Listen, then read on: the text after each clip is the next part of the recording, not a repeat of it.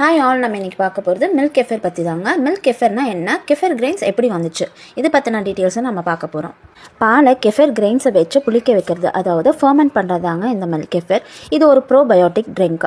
இது Caucasus mountain அப்படிங்கிற இடத்துலேருந்து தாங்க ஸ்டார்ட் ஆச்சு. தயிர் பார்த்திங்கன்னா நம்மளால் உருவாக்கப்பட்டது. பட் இந்த கெஃபர் கிரெயின்ஸ் வந்துட்டு 1000 இயர்ஸ்க்கு பிஃபோரே இங்கே ஸ்டார்ட் ஆயிடுச்சுங்க.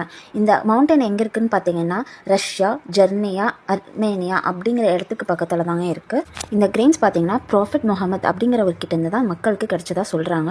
இந்த கெஃபர் கிரெயின்ஸை ரொம்ப புனிதமாக கருதி வெளிநாட்டவர்களுக்கு கொடுக்காம ரொம்ப ரகசியமாக வச்சுட்டு இருந்தாங்க. காக்கசஸ் மக்கள் பால் கெட்டு போகாமல் பாதுகாப்பாக இருக்கிறதுக்காக இந்த கெஃபர் கிரெயின்ஸை ஃபர்மெண்ட் பண்ண பயன்படுத்த ஆரம்பித்தாங்க. கெஃபர் மில்க் குடிப்பவங்க நீண்ட ஆயிலோட வாழ்ந்துதான் நம்பப்பட்டது. இந்த கெஃபர் மில்கை மருந்து மாதிரி பயன்படுத்தினாங்க. அதாவது ஜீரண பிரச்சனை, குடல் ஆரோக்கியம், தொற்று போன்ற ப்ராப்ளம்ஸ்க்கெல்லாம் இது குடிச்சா ரொம்ப க்யூர் ஆகுதுன்னு கண்டுபிடிச்சாங்க.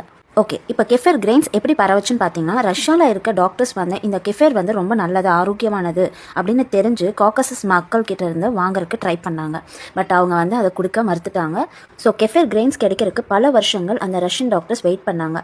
ஃபர்ஸ்ட் ஹாஸ்பிட்டலில் பேஷண்ட்ஸ்க்கு தான் கொடுத்தாங்க. அதுக்கப்புறம் தாங்க இந்த kefir grains Russia, Europe, America, Asia அப்படிங்கிற ஒரு நாடுக்காக பரவுச்சு. ஸோ நாளைக்கு இந்த கெஃபர் கிரெயின்ஸ் எப்படி இருக்கும், எப்படி யூஸ் பண்ணணும், எவ்வளவு யூஸ் பண்ணணும் அப்படிங்கிறத நாளைக்கு பார்க்கலாம். டாட்டா.